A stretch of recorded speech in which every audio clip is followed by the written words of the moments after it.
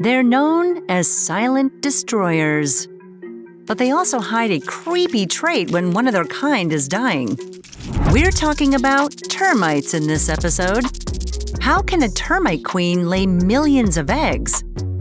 How do termites cause billions of dollars in damage every year?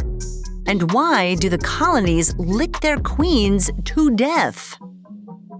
Termites are ancient. Their fossils date back about 130 million years to the early Cretaceous period. They can be found on 6 of the 7 continents on Earth, but they prefer warmer, damper environments. Living in colonies with populations ranging from a few hundred up to the millions. In 2018, a 4,000-year-old supercomplex was discovered in Brazil with approximately 200 million excavated mounds covering an area the size of Great Britain. So it begs the question, how do these colonies get so big? Well, it all comes down to the queen. She's the founding member of a colony. Once she mates, she heads underground to start her life of perpetual egg-laying. And it really is her lifelong job now. She'll continuously lay up to 30,000 eggs per day for 15 years. She's tired. That's 1 every 3 seconds. See, we weren't kidding.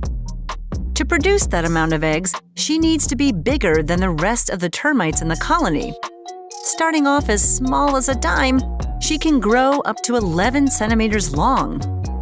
Although this size does come with its share of problems. She's so big and so inundated with eggs that she can't move. So she has a team of workers tending to her every need.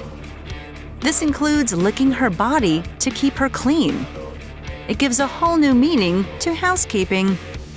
After laying around 250 million eggs and being fawned upon continuously the entire time, her life comes to an end. And the workers aren't done yet. They will start licking her more aggressively, not to clean her, but to devour her. This cannibalistic trait is not fully understood, but there's probably good reason for the workers to do it. Probably didn't get any overtime.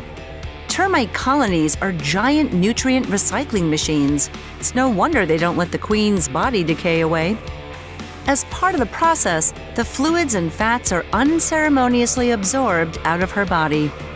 Some research suggests that since a termite's usual diet is low in nitrogen, eating the queen or their fellow workers could be a good way to get nitrogen back into the colony. Speaking of food, termite colonies can get seriously huge. So what do they eat to keep everything running smoothly?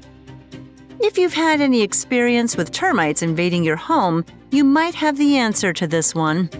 Their food of choice is wood.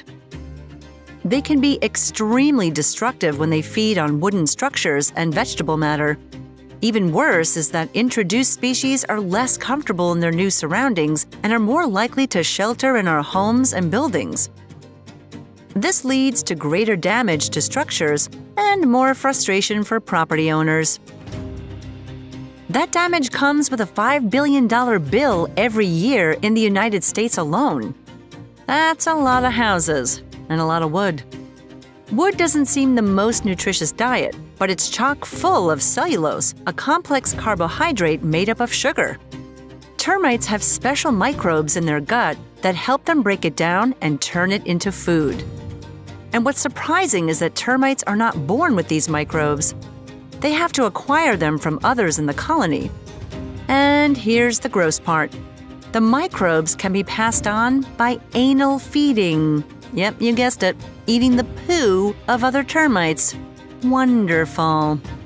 If you haven't had your fill of insects yet, then why not check out our episode on beetles that crawl out of their predators' butts? It always comes back to poo here. They lick their queen to death and cause billions of dollars of damage every year. That's what termites do, and that's what makes them crazy creatures.